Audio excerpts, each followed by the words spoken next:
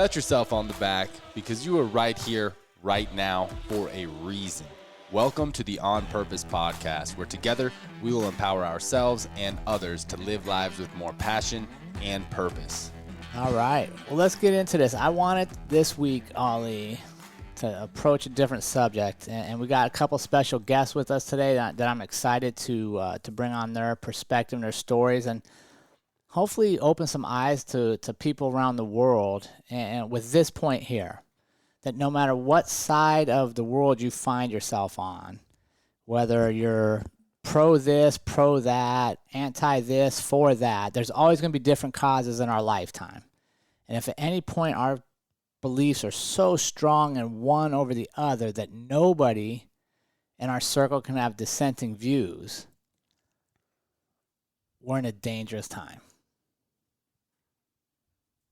So I wanted to bring on today, we got Nate Bork and Jerrod Weaver to kind of help us guide through this discussion of what I call when the woke cancel becomes the hate, or the woke culture becomes the hate, right? And I think, in my view, the woke culture started based on some fairly solid merits of, hey, this is wrong in society and that's wrong in society. Maybe we can be better there. And then somehow it gains so much steam now that, in my experience, and what I watch and what I read and what I try to involve myself in, if you don't agree with everything that's going on within that culture, you need to be canceled, which is very dangerous because now you're only feeding one point of view. So, Ollie, what are your thoughts on this? And then we'll get going with Nate and Jerrod. And I really want to dive into your experiences because you both are involved at what I would say is ground zero of the woke culture, which is our university systems. Yeah, 100%. I'm really excited to bring on Nate, a.k.a. future Dr. Bork, and Mr. Jerrod, a.k.a. Jerrod with an A, because we got to differentiate here. We got two Jerrods on the episode today.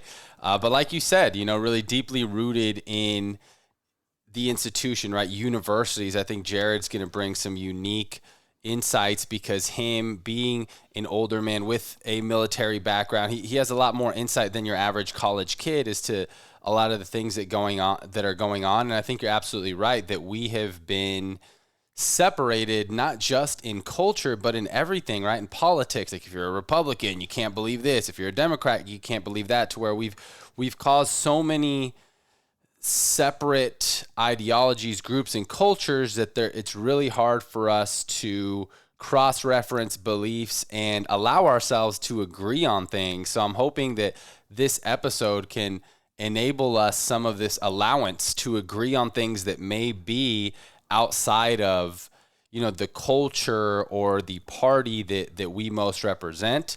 And I'm really excited to dig in. So without further ado, I think we should warm up. Nate and Jerrod, what do you think? All right, fellas. Welcome to the On Purpose podcast and our worldwide community of people seeking more purpose in life. And Jerrod, through the gym, I don't put you into the heavy workout without a good warm-up. So we got to start you both out with a little warm-up. So here you go. First warm-up question to get your minds right, boys. You are stranded on an island all by yourself, and you're going to have one food for the rest of your lives. What are you going to take with you? Jerrod, we'll start with you. Sushi. 100% sushi. What? Instantly knew that one. What kind of roll? Okay, it's gonna be a California roll. I know it's not. Is that even sushi? I mean, it could be considered sushi, but it's still that's the good stuff. That's my favorite. What is the California? Isn't that like fake crab and cream cheese? Yeah, absolutely. Dude, where are you gonna get this sushi from? King Supers?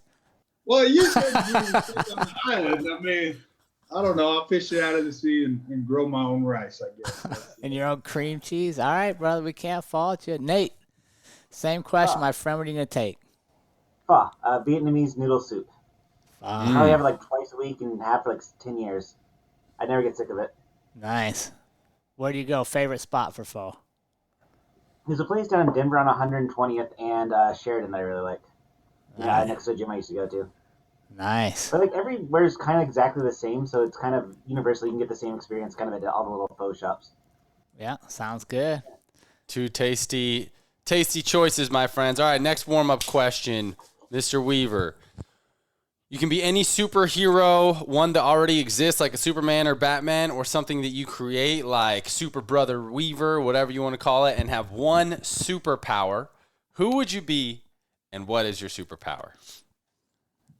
All right. Well, now I'm going to steal your idea, and I'm going to be Macho Man Weaver, and my superpower is to snap into a Slim Jim anytime I just pull out a Slim Jim, snap into a Slim Jim. Hell yeah, brother. Hell yeah, man. I love it, man. That's great. So for you listening, Jerrod and I love to go back and forth on the Hell Yeah Brothers. We've run together in a blizzard. We've done a bunch of brother stuff together, training together for several years. So always getting down on the brother talk. Good super one. All right, future Dr. Bork. Any superhero with a superpower, who and what would you be? Or who and what would you do? Drax's telepathy. Absolutely, like just total control, solve any issue almost instantly. Very doctor-like. I like it. Yeah, that's good. You'd see things before they're happening. Yeah. Know anything, take care of any situation. Absolutely. Not a bad idea. All right, fellas.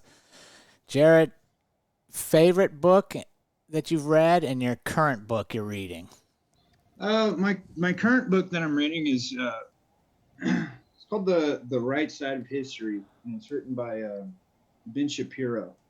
Yep. And it kind of discusses the I guess like the corporate media takeover of America by the left. My favorite book I've read is, I like the Lord of the Rings series, and I've probably read those books probably about, I don't know, 3 or 4 times, just the whole series, and like including The Hobbit stuff. All right, that's good selection of books. Ben Shapiro stuff, definitely. He's on the front line of kind of fighting back and standing up for things out there now. Nate, favorite book, and what are you currently reading, sir? All-time favorite book would probably be The Republic by Plato. I've taught it probably 30 times. What I'm reading right now is Daniel Kahneman's Thinking Fast and Slow. Okay. And that's basically really relevant to the conversation because type 1 thinking is basically your everyday manic, scattered, lazy, just whatever comes to your mind sort of thinking that we all do, and it's sort of your basic habits. Type 2 thinking is very deliberate, very intentional, takes a lot of calories. That your brain doesn't like to do it, but it's actually how you solve problems and actually understand issues. Oh, wow. So how does that tie into what we're seeing in today's world? How would you tie that together? So a lot of what goes on is very sort of instant. It's instinctual. A lot of it has to do with like cell phones and social media, knowing how to press those sort of evolutionary buttons, right? Fast food works the same way too. It appeals to salt, fat, and sugar. The dopamine hits you get from like likes on social media or gaining new followers. And so a lot of the world is there to sort of hit you in the very easy triggers to keep you in sort of this automatic type 1 thinking all the time. And actually it becomes very difficult to break away from that, to sort of, be more deliberative and intentional in how you approach things. So how would you recommend somebody do that? Because I think that's I was just reading about that yesterday, about the dopamine hits equivalent of sex and euphoric, like physical activities being related to social media likes and comments and stuff. So how do you break that cycle? So we're all wired to search out for dopamine and serotonin, right? Those are the happiness reward chemicals. And that can come from like hard work, success, going to the gym. It can also come from like pornography, video games, sugar, anything like that. And so you've got to sort of intentionally aim for like the more well-deserved, hard-won rewards and sacrifice the sort of short-term, empty kind of calorie kind of stuff. And so a good practical way to do it is, right, go to the gym, go for a walk, turn off the cell phone, cook a healthy meal. The things you should be doing anyways, but it's just easier not to do it. But the more you actually engage in those activities, the more you'll train yourself to seek out those rewards from positive experiences rather than negative experiences. Yeah, very cool. Nate, so I'm curious, because we have so many distractions today. I mean, from social media to videos to food to so many distractions. What would you say is the best way for one to really start getting into their type 2 type of thinking more often and more consistently? Probably the easiest way is to start going for long walks, right? Just leave your cell phone at home and just go for like a 20, 30-minute walk. And the more you do that, like the more you find yourself alone in your thoughts. Like I'm learning to meditate and I'm not very good at it, but you kind of naturally get into that state just when you're sort of like just out for a really long hike or a walk just around the neighborhood. Because you start noticing things, right? You start paying attention. You get bored of your own thoughts that are distracting. And you start actually like exploring yourself more internally because you're just sort of out in that environment. Yeah, yeah, That's good. 100%. I recently had an experience. I went to Guatemala for about 2 weeks. And 1 week I was there, it was off the grid at a place called the Mystical Yoga Farm. And there was no Wi-Fi. So my computer and laptop were pretty much useless. And I can't remember, guys, the last time I had gone a full 7 days without checking email, without looking at text messages, without looking at any social media. And I had some really profound thought patterns and was thinking about things that I hadn't been able to think about when I was really immersed. So I totally agree. I love the walking and type 2 thinking. So to kind of transition here, Jerrod, with you being at CSU around a lot of students, that I would say it's probably even more distractions. At least that was my experience in college, right? I was in fraternity. I had everything that I have going on right now, minus running a business, but probably even more distraction, Jerrod. So how would you say for you, like how are you able to disconnect and transition yourself from like this type 1 thinking that's so in the norm to really be able to have some of this deep thinking that I know you and I have had conversations about? Well, I like to talk to other people because I think one of the big problems that I have on campus is like everybody is just staring down. They're at their phones. They're looking at their phones and they have their headphones in, and there's no casual conversation. So a place like Trials, you go, you talk there, you're not using your phone while you're in class. Like you're forced to communicate with other people. And I think that's kind of where I get like a little bit of clarity and I'm able to step back a little bit and actually talking with other people instead of just staring at my phone or being connected to social media. Like that's where I kind of get that type 2 thinking. Or when I'm at the gym or on the treadmill or running or something like that, just kind of being able to step away from that social media. I think it's crucial that everybody has their time where they set the phone down and they're done. You know what I mean? Because it seems like that's just becoming less and less to where, like especially on campus, like you don't even talk to other people. And then, you add things like masks and you can't see facial expression. It just takes away from interpersonal communication. So I think for me at least, it's setting my phone down, saying I'm going to go for a 3-mile run. I'm going to zone out, or I'm going to go to Trials and I'm going to talk to other people. That's where I find my type 2 thinking.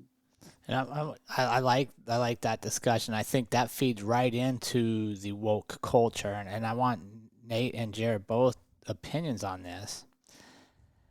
Part of the importance of having conversation and human interaction is getting subjected to a difference of opinion, a different thought, a different experience. Ali and I are completely different. Well, we find common ground in our conversation. But if I'm always connected to my phone, if I'm always on my technology, I am much easier manipulated in what I think is real, what I think is happening, versus what I'm experiencing. So I want each of you guys to answer this question for me. What is the university's role, right? Because you're both in academia, and really fostering more open and free speech versus the groupthink that seems to permeate, quite honestly, much of higher education around the country today?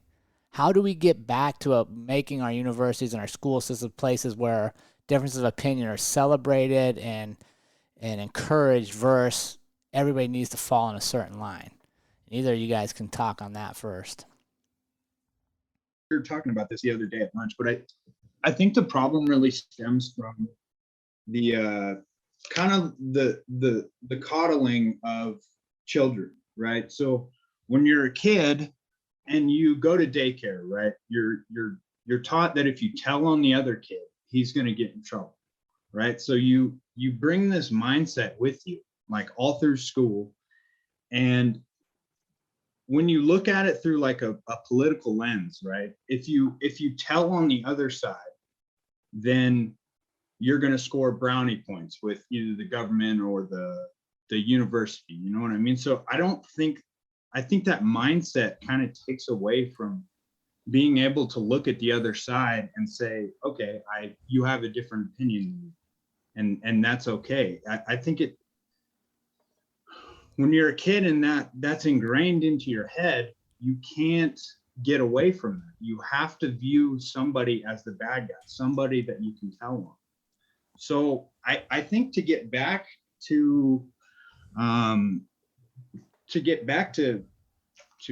open conversation, it has to start at a young age. Like something has to change fundamentally, either with like the K through 12 system and preschool system, stuff like that, kind of steering away from this coddling culture.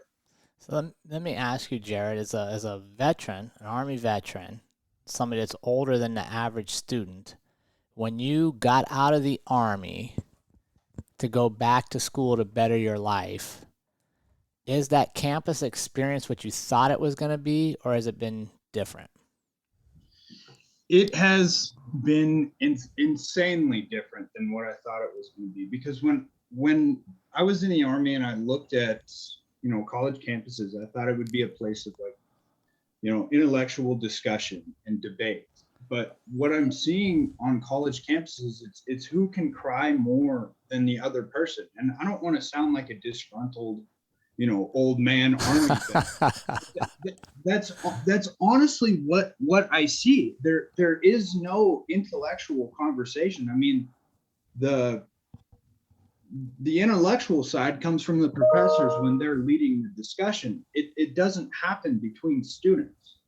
Right. So it's you think of a college campus as this, places where great minds are developed, but it just, I wrote a paper and I talked about how I'd compare a college campus to, that room in the hospital where all the babies are. Like it's just who can cry the loudest. And it's frustrating because I had this vision of what a college campus was going to be, but it's not that at all. So let me ask you this. Did you, in your experience, what place was more open to interpersonal engagement and learning from one another, the Army or your paid for college campus?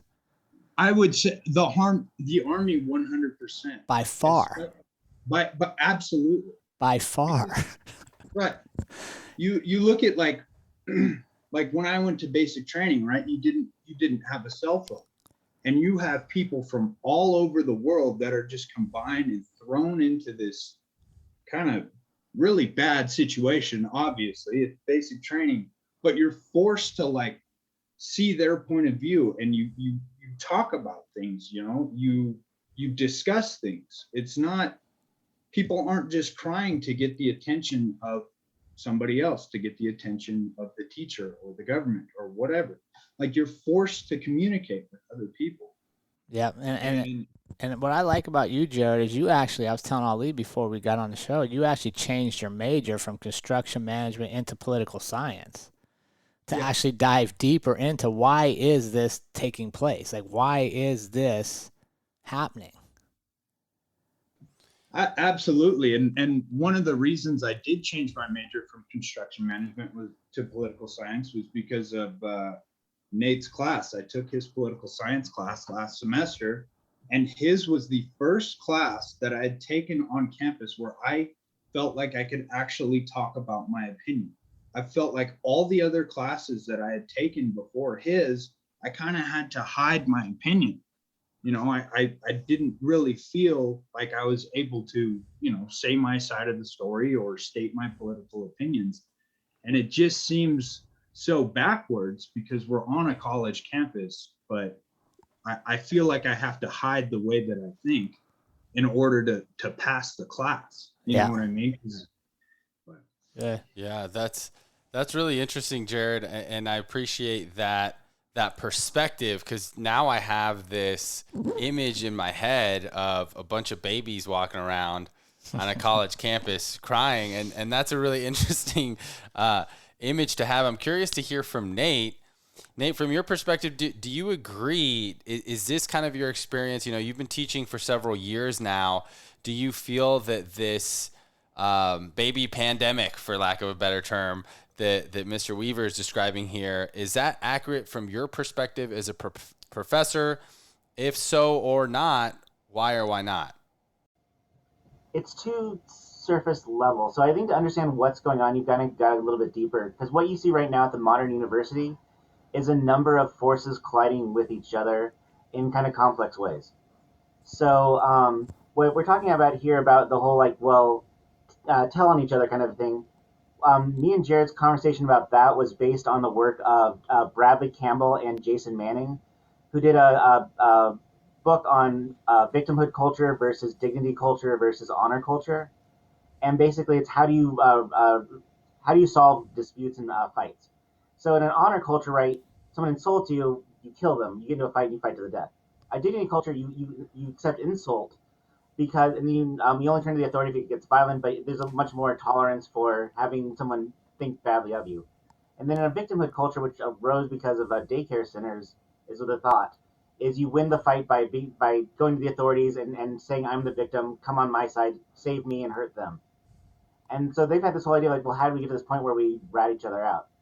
So that's part of what's going on here. Is there's been a fundamental shift in how we raise children from the nuclear family to the more daycare, corporate, pre-K model, and then how children operate in that and how they grow through all of that.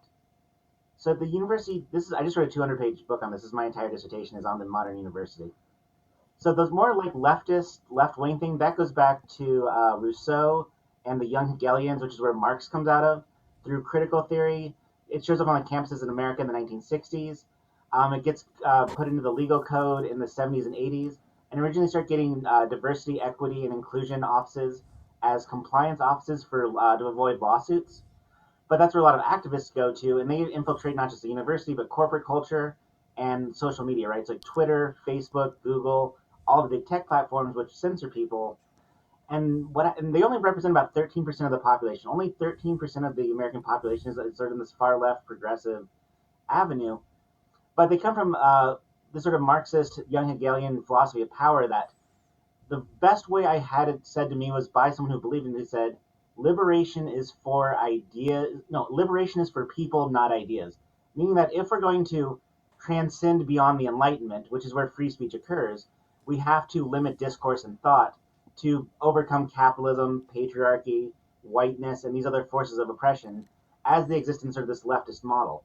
The university that we're talking about here about the free speech, open inquiry, say what you think, that's the Enlightenment sort of liberal tradition. And the sort of far left does not believe in that as a positive thing. They want to overcome that, where basically the institutions of society become vehicles for change, not for open discussion. And so within this sort of model, the second generation of the Frankfurt School is led by a gentleman named Jürgen Habermas, who says, well, okay, we can't have objectivity the way the Enlightenment wanted to have it. We can't have truth in this sort of simple way, but we can have intersubjective agreement. And he had this model of like, what would ideal speech situation look like? And that for me is how we get out of this. And so there's 4 conditions of an ideal speech situation. Every subject with the competence to speak and act is allowed to take part in discourse, right? That's what's under threat. Everyone is allowed to question any assertion whatsoever, right? We can always do Socratic dialogue. We can always question anything. That's under threat. Everyone is allowed to introduce any assertion, whatever, into the discourse, right? That there should be no limits to like what idea you put out there. And then everyone is allowed to express their attitudes, desires, and needs without any hesitation. And no speaker may be prevented by internal or external coercion from exercising his or her rights as laid down in 1 and 2. If we can remake the university based on this model that everyone's allowed to participate, from like the far, far, far left to the far, far, far right,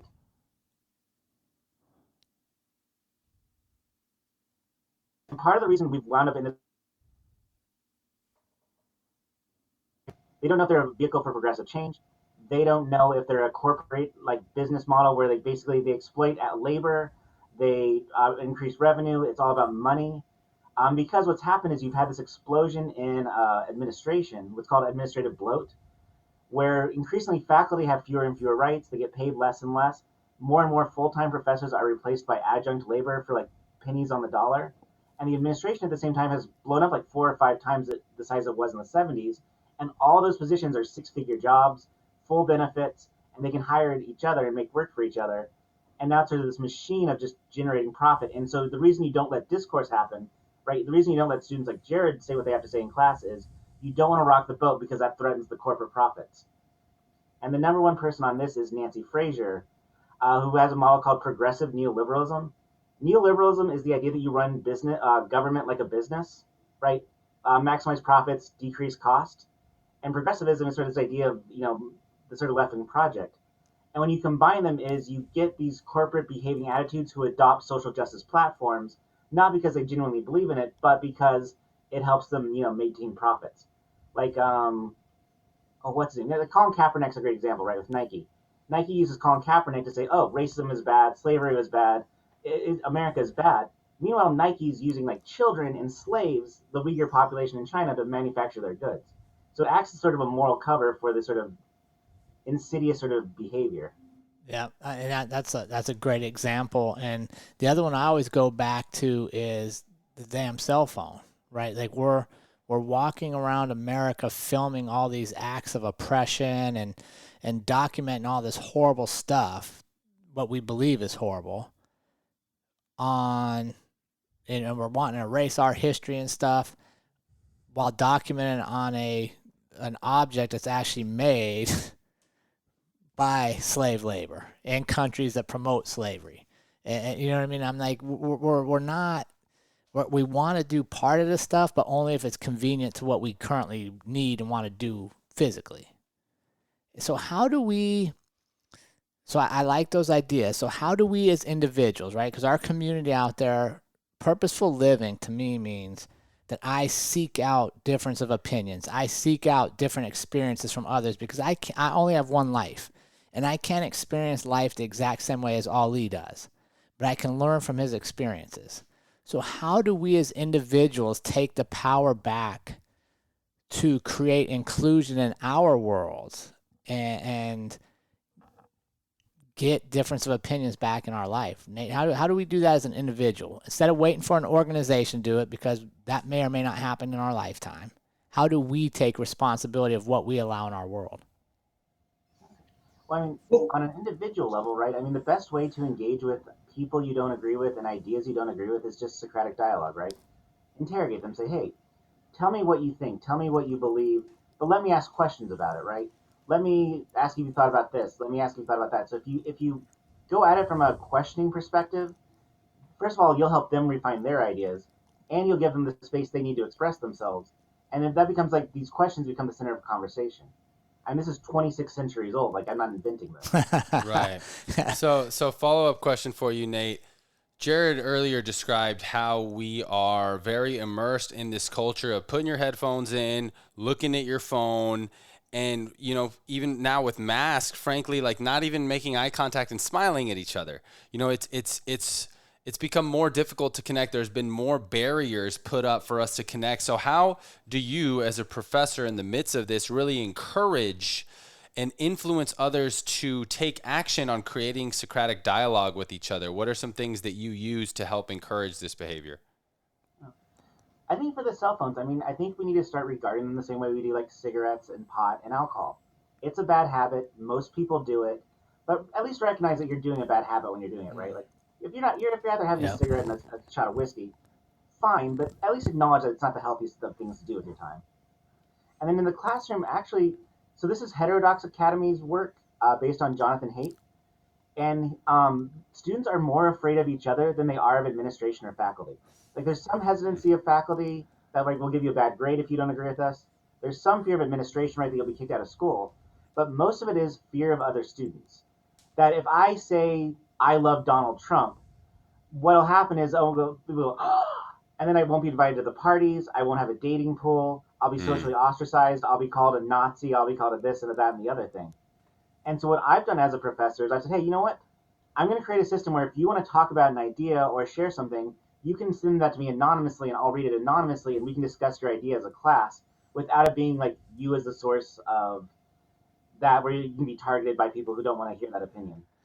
But isn't that in itself a slap in the face of higher education that these kids and their families are paying astronomical amounts of money to be there, yet they're so afraid of their peers that they can't even express a thought without being anonymous?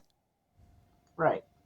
So, I mean, so hopefully, right, like students will have the courage to be like, you know what, here's my opinion, come what may, call me every horrible name you want to. But not everybody's going to have that courage, right? No. I'm trying to promote it and hope people have that. But most people aren't willing to do that. There's a Nietzsche quote that says, you must be willing to forego the tribe and walk alone in the forest. That and even if it's a lonely walk, there's no price too high to be paid for the sake of owning yourself. Yeah. But most people aren't willing to be alone. Right. So how do we get institutions? So institutions are financially invested in not creating change because this has been a very profitable model for them. I mean, I'll tell you my experience moving to Fort Collins in 2001. CSU, I think, was maybe a third the size it is right now, and it was nowhere near the financial player it is now. So it benefits them to keep this current model, yet it hurts our society to have this. No, I mean, things are a lot different in Fort Collins in one way, and also the university than it was in 2003. Like, my first experience at the university was 1999, 2003. We had like open speech, we had free speech, no one was afraid to say what they had to say. And then I was back 2006, 2009 for the master's program, and it was still basically like that. And then I came back here, in 2017, and like the whole world had flipped. So, what is it? Yeah, so Jonathan Haidt and Steven Pinker have said there's this fundamental shift that happened in our society between 2009 and 2012 because of social media and because of young kids on social media, where like never before had like that ever existed, and that's sort of what's generated like all kinds of levels of anxiety, depression, fear, lack of self-worth, and that's sort of driving everything else. No, that's a great point. I think too. So like on a more personal level with the social media, right? On Facebook, you have the feedback loops, right? So if you're promoting your own political opinions and you get a like, you get the dopamine from that like, right? So you're not seeing other points of view. So like what I do personally is, I deleted my Facebook. And it kind of forces me to have these conversations with people. And I got some advice from Nate. He told me, be the villain. So when I have these political discussions with other students, I put myself where I could see myself as the villain, to where I can see it from their point of view. So I'm not so disgruntled or mad at their opinion. You know what I mean? Because I can tell myself, hey, this is how I'm the villain in this story. This is how I can be perceived as the villain. And I really think being able to do that will open up your mind and be able to have more interpersonal communication with other people with different points of view. Now, how, obviously I have a small sample size of current university students. Is not my normal circle right now. What would you say percentage-wise? I know you said earlier, Nate, that only 13% of the population is that far, far left side.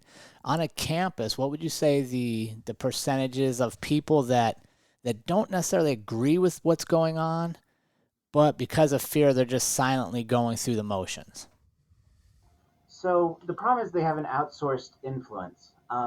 So right, you talk about like how expensive college is. Like, so if you when you're taking a class, your professor, especially their adjunct, are only making about 1 or 2% of like your tuition dollars go to them. If you have an adjunct, it's like 1 or 2%. But the rest of that money is going to administrative overhead. And a lot of the people who are administrators, this comes out of Inside Higher Ed's work. Most administrators tend to be on the more far left. Hmm. And that's been through survey data. Like professors are generally more liberal leaning, like middle left. Yeah. But administrators can be much more on the far left than that. And I'm okay with that. But what happened to the point of view or the place in the world where I can say this?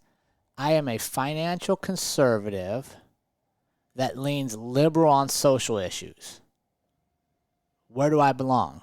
In today's world, I belong nowhere. I don't fit in with anybody.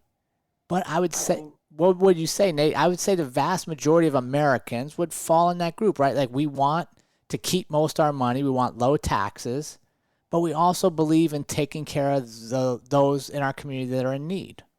I mean, most people I know would say they fall in that framework. So where do we ever fit in again? So part of what's going on here, so Dennis Prager talks about this, about the difference between like the left and liberals.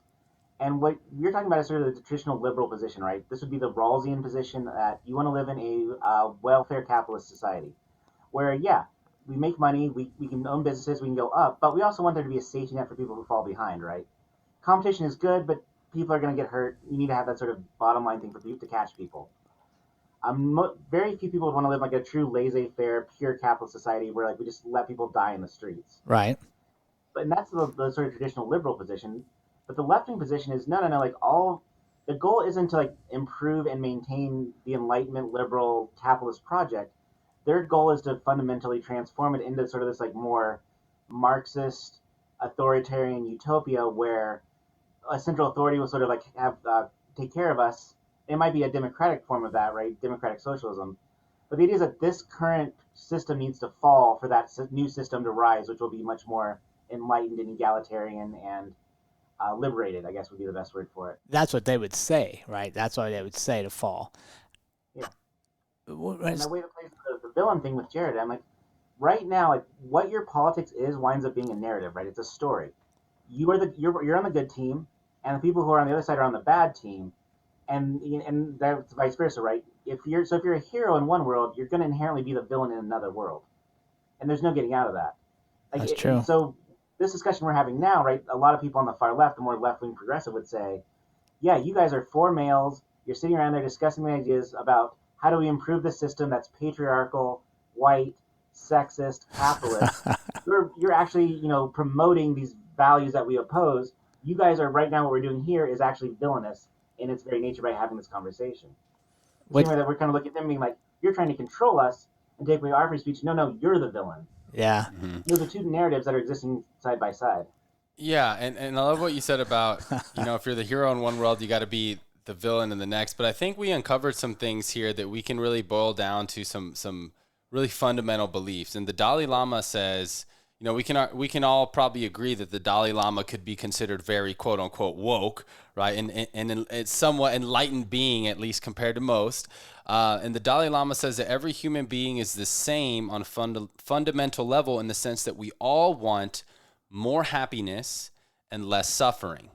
And I think that less suffering does come from this Socratic dialogue that you talked about, to where even if we can at least take out the headphones, turn off the cell phone, and have the conversation, even if we don't completely agree, even if we're like Mr. Weaver over here and we're playing villain, we can still have a connection and have a discussion and realize, oh, maybe even if he is from the dark world, we have some things in common, right? And I think that's what's missing here. And I don't necessarily think that it's something brand new. Quick story, my girlfriend and I moved here to Florida 6 months ago, and in our new neighborhood, we were walking around talking to some neighbors, and we met this awesome neighbor who always talks to us at the end of the street named Stan.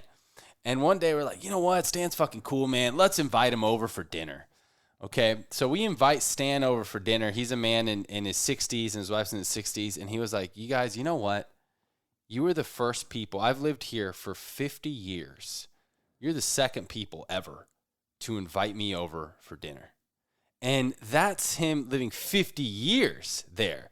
So I think this is something that we need to be relentless on and realize that this has been going on for a long time. This just kind of natural separation from each other. I also love the analogy you said, Nate, of people are more scared of the students or peers than the professors. And I think that's so true, that we don't engage in any dialogue, much less Socratic dialogue, and that is what is causing more suffering in the world. So kind of leads me to my next question for you. You mentioned one method of the the students emailing you a question, you guys discussing it, and it's kept anonymous. How can people like Jerrod and I, who are not immersed in university life, how can we encourage more discussion, more connection, and in turn more happiness in the real world? What would you say to that? So you brought up the Dalai Lama. So I would say two things that you find in Buddhism and the Dalai Lama that are positive, and they're very universal, are a deeper sense of compassion and a deeper sense of curiosity, right? So when you meet somebody who thinks differently than you, like, instead of being like, oh, you're on the wrong side of the team, you're on that team and I'm on this team, let's fight, and blow each other up on Facebook or whatever. Like, okay, well, why do you think that, right? Be genuinely curious about how other people view and experience the world. And the compassion piece is like, everyone you meet is struggling. Everyone's fighting something. Everyone's suffering. Everyone's worried about like their health or the health of their family or the health of their friends. And that sort of bond of, acknowledgement of suffering is what brings people together. What would you say to this, Nate? I like this thought, and this really helps me approach just life in general. And this is kind of one of the philosophies I go by, that there is no absolute truth on just about everything. There's my truth based on my experience, where I was in life, what was happening to me. But that same moment, there's also your truth. What was happening to you, what you perceived, how you saw. And my truth doesn't beat your truth and yours doesn't mine. They can coexist. How do we get people to a point where we just accept everybody's truth as their truth instead of trying to change your truth, right? Like, I spend so much of my energy arguing with you, Nate, that no, this is the way it is, and I need you to see it my way, instead of embracing your truth is your truth. Yeah. Well, I mean, so for capital T truth, this goes back to human Kant, but basically there's analytic a priori truth, like math, logic, and things like that, right? That's true for everybody. You can't disagree with it. Triangles have three sides, 2 + 2 = 4, things Right. like that. But then, when you get to what's called synthetic a posteriori knowledge, right? How you experience the world, that's never certain, right? Never. That's always contemporary. It's always phenomenological, right? It's how you experience the world. There's going to be a lot of, right, how you were raised, what your genetics are, how your brain operates, all your biases, right? There's like 130 cognitive biases we all suffer from. They're called delusions in Buddhism. Right, that all these things that affect how you shape and experience the world, and other people have the same thing going on. And so it becomes a matter of like looking within those narratives and that dialogue and being curious about, well, I experienced this and you experienced that, but what are we actually looking at here? What's the nature of this thing that we're discussing? And we see it all the time, right? Brother and sister raised in the same parents by the same, raised in the same house, same parents go on the same vacation. Yet they experience completely different memories of it. Right? Because they're at different ages. They're in different stages of relationships. I go somewhere as a 16-year-old kid, and it has these emotional ties to me. Then I go back as a 45-year-old dad of 3 to share my experience with my kids, and I get there, I'm like, wait a second, this isn't anything like I thought it was. Yeah. Doesn't mean my truth changed, but I've changed. Right? And that's one of the things that I think we are so identified in holding fast in what we believe as of right this minute, that we're not allowing ourselves that room to grow as humans, that, hey, our truths are going to change. 2 and 2 is always going to be 4. But who Jerrod is at 18-year-old as a freshman on college campus should be much different than who Jerrod emerges at 23. and definitely who I am at 45 and 50. Yeah. Well, Well, one of the things that works against that curiosity and works against the conversation is perception of threat and danger, right? If someone's being very aggressive, if someone's like threatening to take away your ability to speak freely, if someone is being, one of the things that you need to do to actually create that space for people to speak to each other is to, maintain safety and maintain security. Because once a fight breaks out, once people are threatening, once people are aggressive, those biological instincts kick in, and then you're not going to get very much done productively at all. Yeah. But I think that's an interesting point, right? So most of the people that I know that are most open-minded and willing to learn from others and least judgmental are also, quite honestly, some of the toughest people I meet. Meaning we've fought in wars, we've done mixed martial arts, we've pushed our physical bodies, we've pushed our minds to the point where if I walk in and Nate, you go, hey, that's a dumb mixed martial arts shirt, mixed martial arts sucks.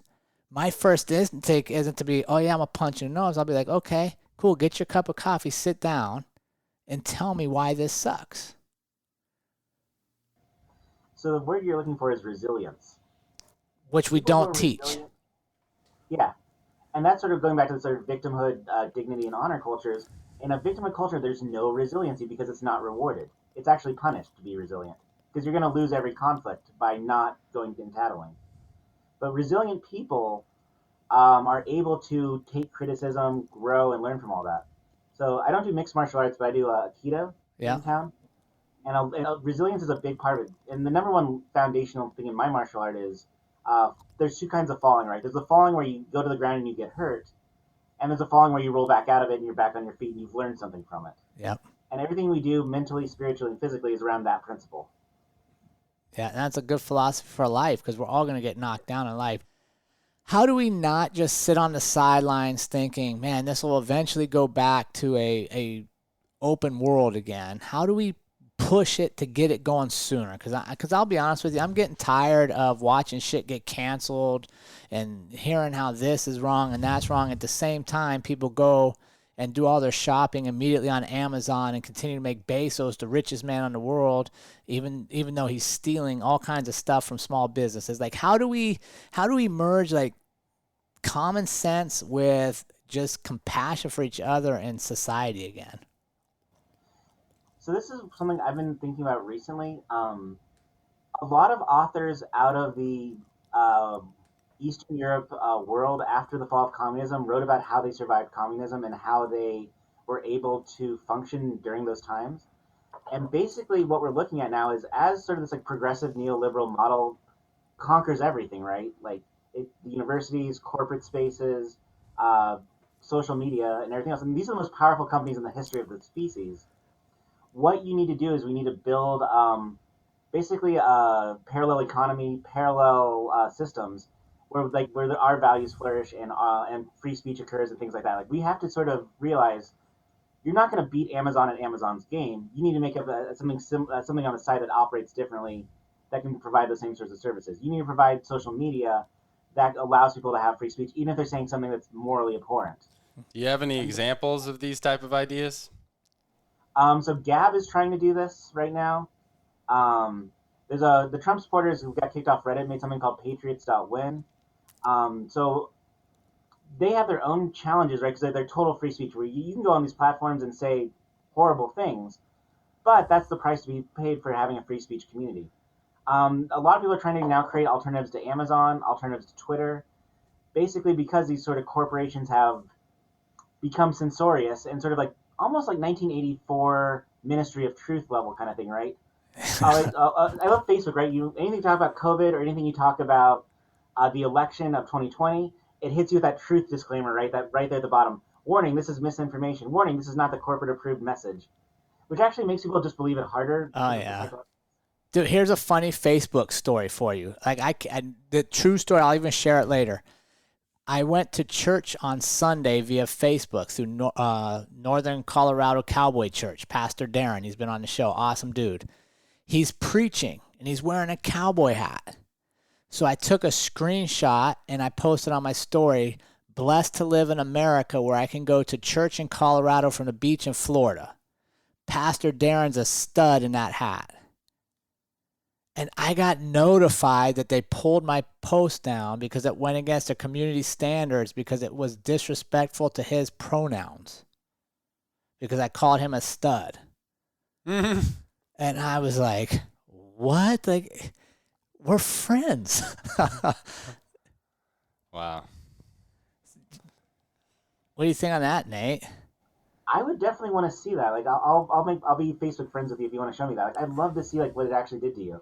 I don't know. It Because just, when I see the algorithm later, it's like I was putting up messages just to see what the algorithm would do to me. I yeah. was putting up things like far left wing, far left, far right, Tim Pool, moderates. I was like, if I put this up here, what's it going to do? What's the algorithm going to think of me? Yeah. This is a way of sort of toying with it. Well, I'm curious, like, what actually did that. I screenshotted the against community standards thing with my post, and I reposted again and tagged Facebook. I was like, how could this possibly violate anybody's standards? It's a compliment. And I haven't heard anything back from him. Huh. I know the algorithm, a computer assigns that mark initially, and then a human goes back and reviews it later. Who the I hell think is how it's knows? supposed to work. Yeah. Jerrod, you had something you wanted to say earlier, buddy, before you froze. Do you still have that thought on mind?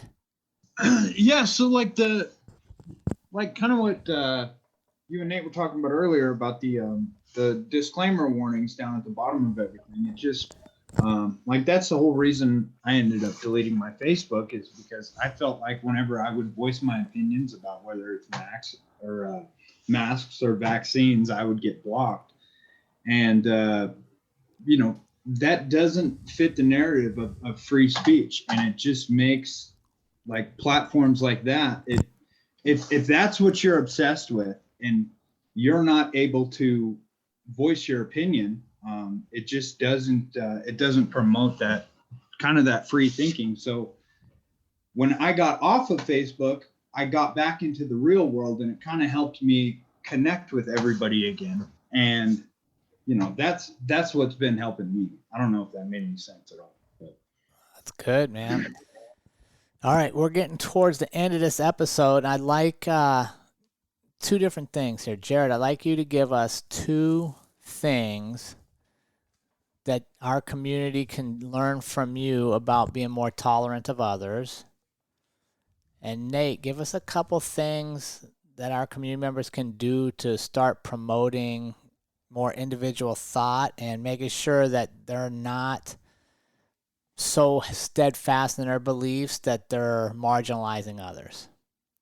Jerrod, what do you think?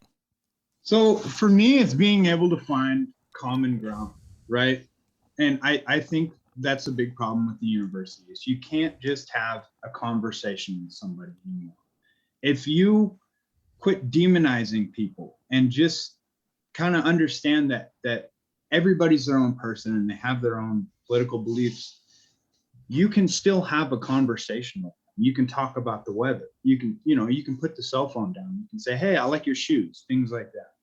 Being able to kind of get yourself out of that political mindset, wherever it is, and be able to sit down and just have an interpersonal conversation with somebody and talk about, random stuff, sports teams, the weather. Like, I think that's where the biggest problem comes into play.